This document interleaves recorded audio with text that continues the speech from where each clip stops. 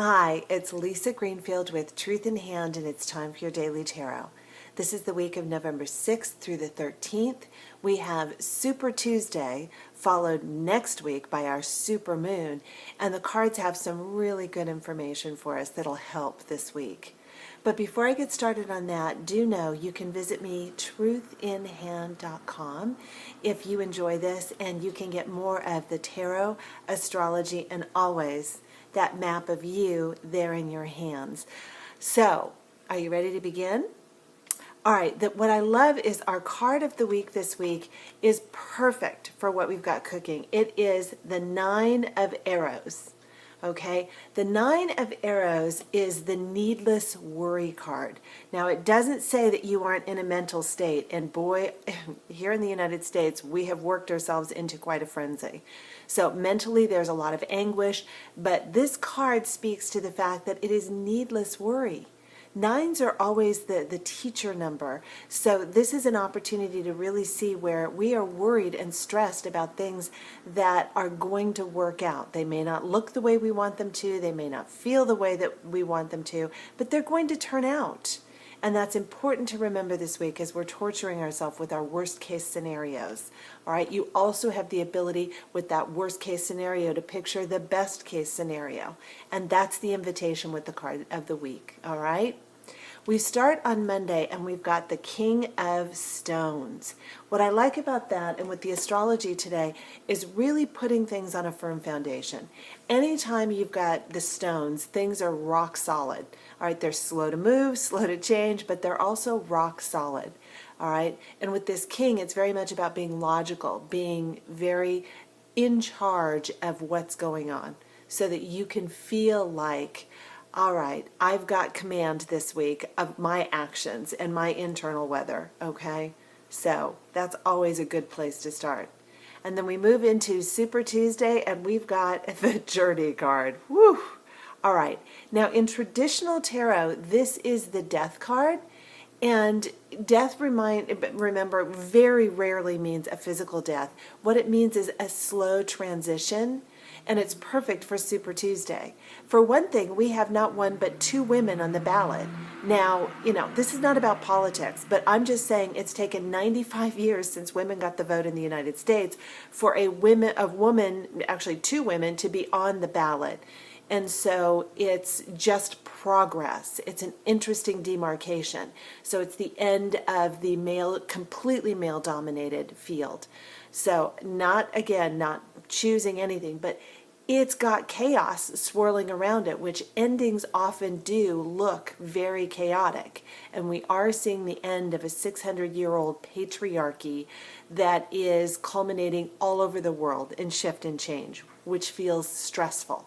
All right, so just know that this is life in transition. And then we move into Wednesday, and we've got the Seven of Bows reversed. Now, what's interesting, this was one of the weeks that the cards came up reversed, and I normally don't read reversed, but they keep presenting themselves, so I'm going with it. But this card is the one where you're on higher ground than you think you are. When it's flipped over, this can speak to the fact that the results may not be clear on Wednesday. In fact, I highly doubt they will be clear, and there will be a lot of struggle moving through this. Neither side willing to give up that, the contest is over because it's been such a bitter battle. But it will resolve itself. Just know that, this is the storm that will pass, because we move into Thursday and we've got the Eight of Bows. So the Seven of Reversed moves into the Eight.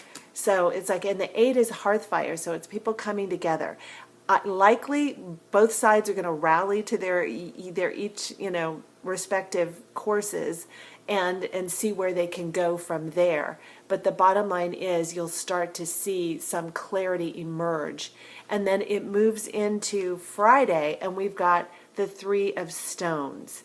Now, we finally got solid ground after a week, we start with the stones, we end with the stones, Monday to Friday.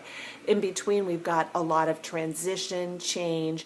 This Three of Stones says there's communication, solid communication, so that people can start understanding what's going on, where things are headed, what to do. All right, and there will be rallying because you move into Saturday and it's the Four of Bows. So it's like this is, home, clan, really feeling close knit. The only challenge with the bows, and so many bows this week, fire and earth are opposites, is you could get radicalism with the bows. It can be an idea that is taken to an extreme. So, the promise is that like minds group together. And what I love about a democracy is we all have a voice. We all have a place to play. And it's about working out a bigger solution. And I want you to think of it like a baby, that it's unseen to us. Trillions of cells are coming together and nobody's standing over it with a clipboard going, you should add fingernails today, you should add hair today. It just happens. Understand, we are giving birth to a new way of being. And what the progress of this week is really understanding that there's going to be chaos. You're finding your tribe. You're having conversations. You're deciding how to move forward. The process is every bit as important as the outcome. So be aware of that this week, because the macrocosm is really just a symbol for that microcosm, which is your life. How do you show up for the things that you believe in? How do you work with what's going on to, create a circumstance that fits your needs better, right? And we move into Sunday, and it's interesting. We've got the 8 of Arrows.